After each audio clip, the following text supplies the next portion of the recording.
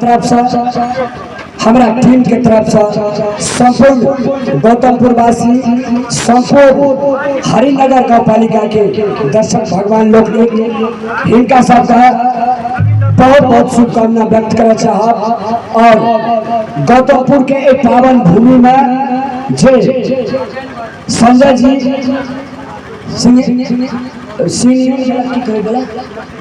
नरसिंह बल्ला नरसिंह बाली उनको सबके बहुत सारे रिक्वेस्ट और संपूर्ण गौतमपुर वासी भगवान लोग जो अपने सब गौतमपुर में प्रोग्राम करे के जो मौका दिल अपने सब हम दिल से कृतज्ञ छी। अहाँ सबके इसमें अहाँ सबक माया प्यार अहाँ सबक सुमधुर मुस्कान का हम सदैव स्वागत करब और ई पल ई क्षण सदैव हमरा मन मस्तिष्क में पलकत रहब।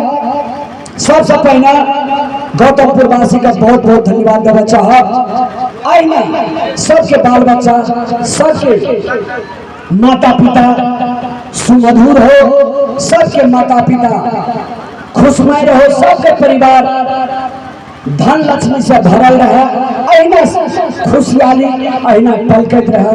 यह शुभकामना दे हमारा कार्यक्रम में जो अपने सबका किछ त्रुटि भेल हेते अपना बच्चा समझ के अपने सब माफ करबे।